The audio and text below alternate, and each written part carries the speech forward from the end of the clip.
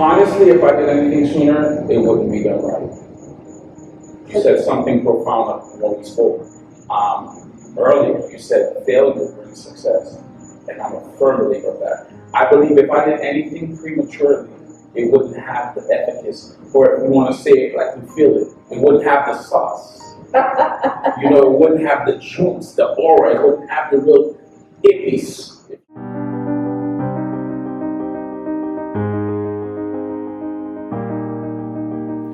Welcome to another fire discussion with Empire, where we share stories to elevate leaders. My name is Mimi, and I will be your host for today. I am honored to introduce our next guest. He is a father, a singer, and author of Disqualified.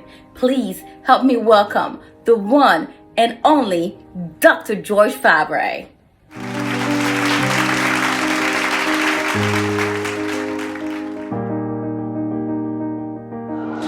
George, thank you so much for being here. Definitely a pleasure, and I'm really elated to be here with Midland, aka BB, live in Empire. It's just definitely a pleasure.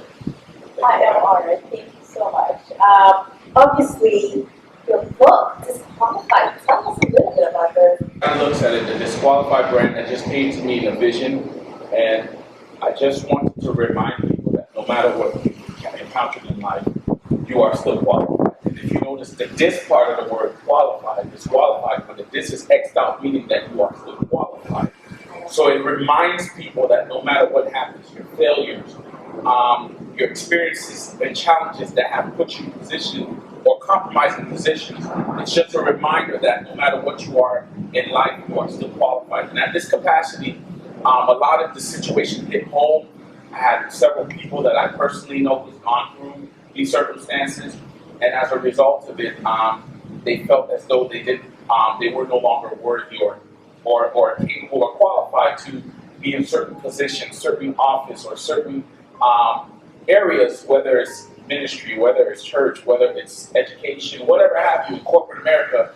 And the book was just basically a reminder that no matter what happens, no matter what you encounter, no matter what the circumstances were, ultimately, you still have an opportunity to live and live again. I love that. Great answer there. I know you mentioned while reading your book, great read. I would highly recommend this to everyone. You mentioned this is primarily for people who've gone through divorce and also people who are engaged or even single people. Right. What did you see was lacking in the divorce and marriage community that prompted you, that you saw that was lacking? Very good question. Definitely a book. I always tell people who's divorced, it's a good book to encourage. Yeah. I tell people who's engaged, it's a good book so you can empower or, understand what it is that an individual can encounter, because these certain things do happen. And it's also for the signal or prevention before cure.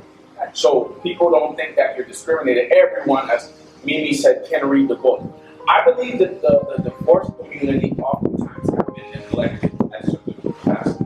We just, you divorce and then there's always that, hey, life goes on and that's just about it, and then you move on. But there are certain needs that haven't been met, or certain criterions or circumstances that haven't been catered to. I believe a lot of people who've gone through divorce went through the process alone. Oftentimes they went through the process, they didn't have community support, they didn't have family support, they didn't engage in having these more so a focus group, or even just plain old therapy. Oftentimes we have the proclivity to think that we don't need help or we don't want help, because the truth of the matter is it's not that we don't want help in some cases, we just don't want to engage others in our privacy.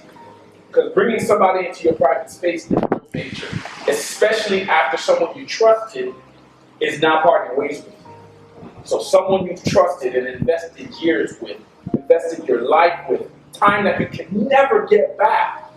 You've invested with that individual that you trusted. Now you're going to bring some other individual into your private space. So oftentimes people think of it from that component, but not thinking, you know what? That's really an opportunity for you to truly vent to somebody who doesn't know and who will be unbiased and provide you some good insight. So I basically wanted to cater to the divorced population in this book, but also giving them an opportunity to realize, hey, it's not the end of your life because he left, because she left, because he moved on, because she moved on. No matter how ugly it was, no matter how embarrassing it was, especially when you got to remember, when you get married, marriages oftentimes, you don't really just get married alone. You marry into a family and into a community, because when you have the wedding, it's not just you and the spouse. You invite the whole world to come to your wedding. Exactly. To rejoice. To rejoice and celebrate. Right. Now imagine a celebration that becomes a funeral. You know, so you just think to yourself, hey, you know what? This is one of those things where, you know, I wanted to engage with that community and let them know, especially with what I experienced from my personal standpoint, whether it was the church, whether it was my family, because I was, you know, my family's a very Christian-based family, come from a plethora or lineage of ministers. And when I encountered what I encountered, I had so much fingers getting pointed at me. And it's like my back was against the wall. And I said, you know what, even if I may not be able to, in this time, or during my time, be able to sit in a certain platform again, but somebody else from the next generation, and that's my faith, because of this book, will be able to be granted that opportunity to break barriers, break curses, and build new walls and new platforms that will allow people to hear their testimony, hear this testimony, and do great things. See, I love the fact that you said when you get married, it's like a celebration. You invite everybody over and it's voice something that, you know, Right. you don't want to talk about it. It's not, Exactly. you're not going to send an invite. Right. Where do you see shame being part of this? I know that is one thing you mentioned in your book. Right. And I know, talking about, you know, it's almost like your marriage is dead. Right. Why do you think shame? We all go through breakups, and it's a painful thing to go through. Right. Why do you think shame is so apparent? Very good question. Breakups, if you're a girlfriend and a boyfriend, breakup is, hey, you go your way, I go my way, and we're done. A marriage is a covenant, which means God, the two involved, and then the two involved with the community, the families merging. So two people from two different environments coming into one home. The shame is essentially that the basic, we don't even need to get detailed. You know, us being as professional and educated as we are, we don't even need to put a prolific answer to it. The shame is just the mere fact that it didn't last. Nobody wants to know that anything that they started didn't last. You open up a business and then the business got marketing and got a promotion out of nowhere, out of this world, and people heard and knew about it just to find out that it foreclosed. Somebody opens up a firm just to find out that that firm was caught in a fraudulent act, whether intentional or non-intentional. It's a shame. So essentially the shameful part is what you invested in, what you birthed, you know, what you took time to mold, ultimately just didn't work. So it's a shame. The community's gonna look at you like, dang, you know, just to think that money was invested, time was invested, all the efforts, emotions are involved, you name it, and just to see at the end of the day, it just didn't work. You know, nobody wants anything that they've invested in, anything that they poured into to fail. You know, so that. Well, to be honest, I read recently millennials. Millennials are looking to the next generation or the previous generation for guidance, as every previous generation looks to the next generation. So the successor is looking to the processor for guidance. Millennials want transparency. I believe a lot of us as millennials, we've watched our parents fake love. We've watched our parents fake the infrastructure of family, and then when we've grown older, we realize our parents really didn't have the greatest relationship. So a lot of millennials are looking for transparency. So when they don't see the transparency, they immediately get turned off. They get turned off from the whether it's transparency from leaders not being real in politics, whether it's transparency from leaders not being real in church, whether it's transparency from teachers or professors not providing authenticity when they're teaching, whether it's transparency that they're looking for in relationships. So if anything does not provide truth, does not provide authenticity, the millennials, the Generation X's and Y's and the Z's, they ask questions. And moreover, they get easily turned off when they realize that it isn't real. So that's one of the biggest issues that is taking place in our era and in our time. Hence why a lot of millennials are more influenced by the music. Music is telling girls to be, no, girls, you don't have to worry about value. You can do what the brothers are doing or what the fellas are doing and have 10, 20 relationships and still be okay. It doesn't matter. Not with having no regards to real love. Just like men or whatever the influence may be. So that's why a lot of them are resorting to that because they don't see the authenticity in the foundation that they thought was real, and then to grow and find out and realize that it wasn't. True. I think music is a way of releasing oneself. Of course. I used to hear you sing all the time. And are we going to be honored with a piece today? No. Not today. No, but you know, I'll do you one better. I'm gonna post some material on my Instagram, my Facebook page, so anybody watching can jump on, watch, and you can enjoy.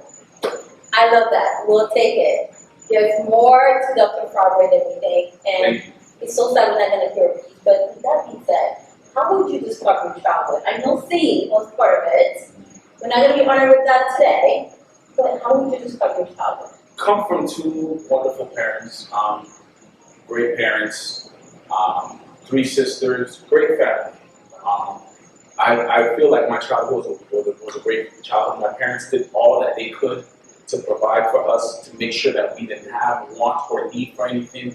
They made sure that they created a path for us to be the businessmen, businesswomen, entrepreneurs, whatever I am to anybody today, my siblings, whoever they are to whoever they are today, but at the end of the day, we don't care for validation.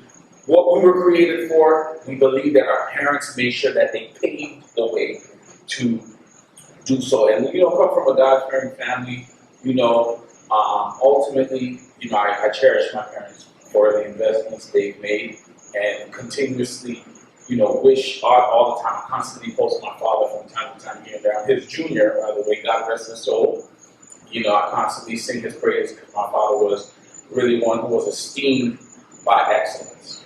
And I definitely feel like he was a man who walked to the beat of his own drum, and he created the notes. I always say that. So definitely come from a great family. No reproach in any sense of the word, where I have to question what they didn't do or did do. I believe whatever I experienced was meant for me to experience it, because there's a voice that needed to be heard from a generation that was going through and that was going to be going through. And that's why I feel like I'm the voice for the millennials, Generation X, Y's, and so forth. You mentioned family, you mentioned trip before, and obviously we've been talking about divorce and relationships. How has 2020 shaped those things for you? Man, 2020 has been quite a journey. 2020 was one of those eye-opener years, I think, for everybody. I mean, if you look at the pandemic, 6 million plus and counting million jobs, millions of lives being lost. I would think family has been a very important factor. If it wasn't always an important factor, I think it's become more of an important factor, because now you understand, hey, you can have family today and it can be gone the same day or tomorrow. So I would say 2020 basically taught me the real true essence of family, being driven. Don't let anything stop you, because we didn't let the pandemic stop us. Right. Matter of fact, we made tremendous sales. I mentioned that on one of my podcasts actually recently, how a great deal of our sales, because I was interviewing business owners, and we mentioned how a great deal of our sales soared during the pandemic. And it was all on approach, because people want to see progress. People were drifting to online shopping. Hey, I got merchandise online, go buy that. One of the folks I interviewed, he he's actually a groomer and a mentor. He said his business tripled during the pandemic. So it was really contingent on the individual and how they handled it. And I also used the opportunity to educate more people. Like in my podcast, I spoke of the top 10 jobs / careers that have sustained during the pandemic that people can cultivate. You know, definitely something that people can go check out and get more insight. So I believe that 2020 provided more of an open eye for families to clean together, but it also provided a heart for the hustler, heart for the grinder, for those to hunger more, for different ways to gain success and do it legitimately, of course, and with passion. I love that. With that being said, it is all about George, so it's okay if I'm not in there. With that being said, you know, edit that part out. With that being said, it is all about you. You mentioned 2020, how it was a good year for a lot of business owners. We did lose a lot of lives, and I do agree with you that family, it was a time to put family first in a lot of ways. It doesn't have to be in 2021. What is the most important risk that you took up until today, where you look back, you know, it was a tough one, but you're glad you took it?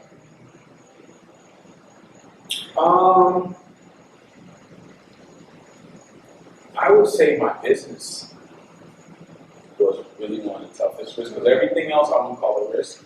I call everything else I did between 2018, 19, 2020, you mentioned 2020, between those years, I would say everything I did was a necessity. But I would say my business was a risk, because I'm working a 9 to 5. I was still taking courses so I could teach psychology. I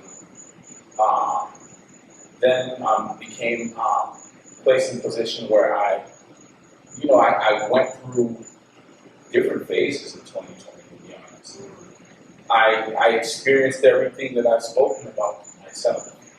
You know, it's different when you're speaking to many and you're encouraging others, and now you're cornered and you have to use the same words and wisdom or so forth that you've helped others with. Now you have to place yourself in a position to help yourself.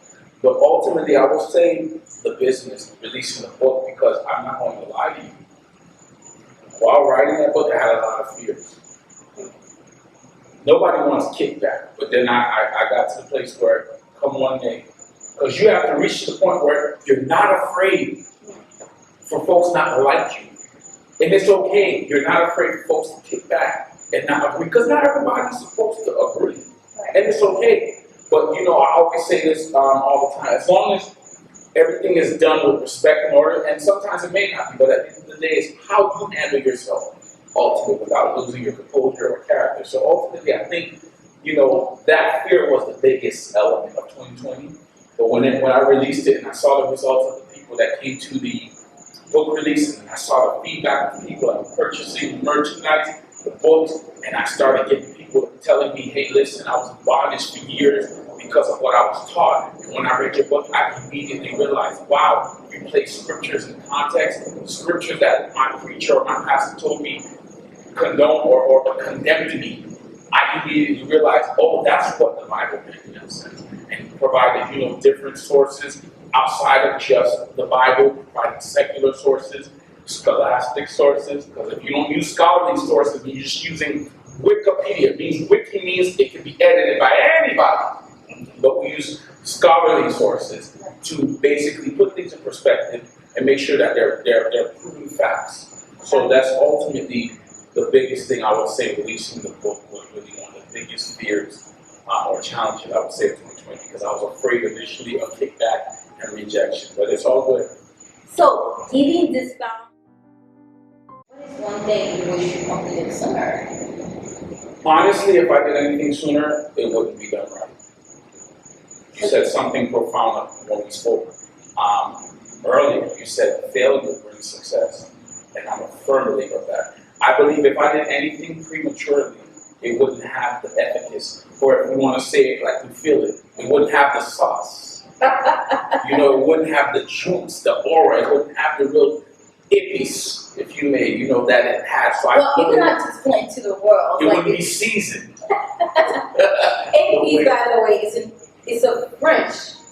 But we are and very fresh too. Where we're talking about the spices. To make it have the taste that it has. So I think ultimately, anything that would have been done sooner would have been premature. I would say ultimately, I believe everything that has happened had to happen at the span of time it did happen, because the learning experience was necessary. It was necessary to my growth, and I believe that experience allowed me to grow so I can groom someone else or other people. I love that. It's almost like you have to go through this healing process Absolutely. to get to this place. Yeah. What would you say to anyone who has not reached that stage, probably still in that place, feeling broken? What would you say to people trying to get to that healing place? Definitely tell a person who's trying to get to that healing place, first thing before a minister, a friend, someone who's professional, or whatever have you. I think another thing is try to engage with a focus group, others who've gone through what you've gone through, or people who've gone through circumstances or challenges that they needed guidance or they needed each other. Don't do any journey that is trivial or that is trying by yourself. I also feel gaining hobbies, walk, jog, do certain things to help your health. Because when you occupy your mind with positivity, grab your headphones and put on Empire. Listen to the show while you're walking. And while you're walking, you're getting empowered while listening to Empire. It's real. I love that. Your vision, with your mission, and empower yourself in the process. Very good question. I think the best thing that you can do to keep your vision ultimately going is from time to time, you'll get distracted, but you have to learn how to control your distractions. Now, if it's social media, that's your distraction, where the person who hurt you is on social media and you have desires to go check their page. Get off for a little bit. Or block them. I'm sorry. Or block. I think you should block them. And you're hearing it from someone herself who just grab the bag and left. But listen. Very true. But listen, sometimes you need to stay you need focused. to leave the environment that hurts you, and I get it. So I ultimately feel like a person who's hurt, you have to do certain things that takes you away, because you can't lose the vision. Because you remember, if you lose the vision, there's no longer a mission. The mission now is you getting the job done. But if you lose sight of the vision, you can't complete the mission because you won't know what to focus on. Let me tell you something about losing the vision, and this is in parentheses. Whenever your mind is easily distracted by anything that affected you, that hurt you, whatever, the mind is really, really, really tough. And I don't remember back in the day, mind is a terrible thing to waste. It could easily be wasted. Here's what that meant. You could be so distracted so bad. I remember talking to someone who took them 3 years to get over somebody. That's 3 years she'll never get back. But in those 3 years, if her mind was together, only God knows what she could have done. She could have invested in something, a talent that she possessed. She's a real talented person. And she could have been working on polishing that talent and putting herself out there. And in the span of 3 years, because it usually takes 3 to 5 years to blow in many cases, that could have been her 3rd year, that could have made her blow. But she wasted her mind due to the hurt. And I'm not saying waste because, oh my God, you threw it away, but waste because she positioned herself to remain hurt. Because a lot of times we remain hurt because we don't get around people who will help build us. Get in a community of people that will be positive. If you're around folks who are negative all the time, or who remind you of what you went through all the time, you're going to constantly be dealing with that same mess. You got to get out of that place. I would never put a timestamp, but that was an example I used because the individual eventually got over the person. And what made her get over the person? She changed environment. She got away from the environment that always had that person involved. I think, as you mentioned, you can't put a timestamp on an individual's healing process. However, an individual can heal if they allow themselves to go through. No one's going to do anything to you you don't know. 100%. That's just the bottom line. So, you know. Well, if you know the right state of mind. Of course, but for you to get out of that state of mind where you allow that individual, where you allow yourself to constantly be vulnerable, you gotta get help. Oftentimes, let me tell you something. Oftentimes, we don't feel like we need help because we would rather heal in silence. Because it's tough to be vulnerable, especially to people you don't know, We mentioned that, or even to people you love. Yes. It's just, we love to feel powerful. The idea that we are stronger by ourselves. Imagine, right?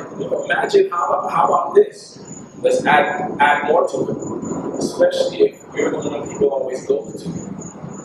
Yeah. So if you're always the strength, you don't want to look like any type of weakness. You don't want to look like the type of weakness. So because they created this persona. Of course. You're supposed to live up to it. Absolutely. That's tough. Very tough. Very tough. Has that been something that Absolutely. Because you are the oh Lord. doctor, your father. I can only imagine that it's something Yeah. people look up to you too, and But not to have a book. Right.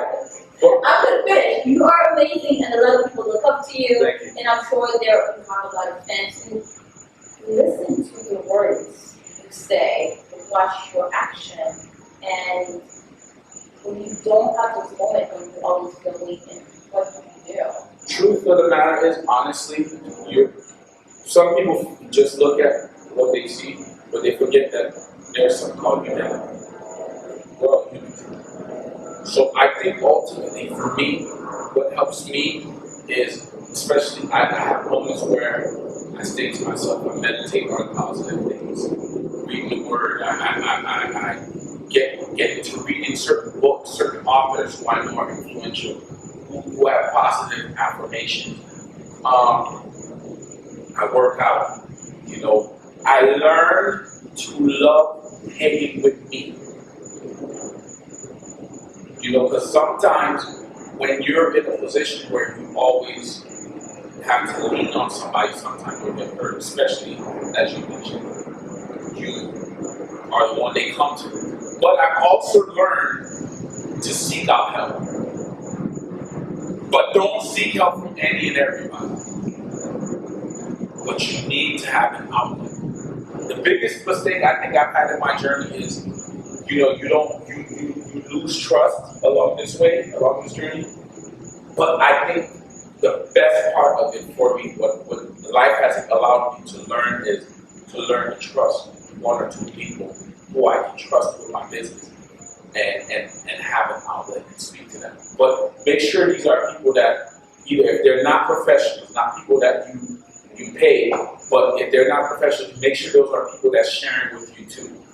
Don't be a one-sided relationship. That's very dangerous, where you're always sharing and the person acts like they don't have any issues and they're just like, you know, everything's gonna be okay. No. It has to be a mutual thing where you both are sharing, because you both can bounce off of each other and help each other build. So I think that's what has helped me in many ways, but ultimately, you know, spending more time with the family, creating hobbies, reading more.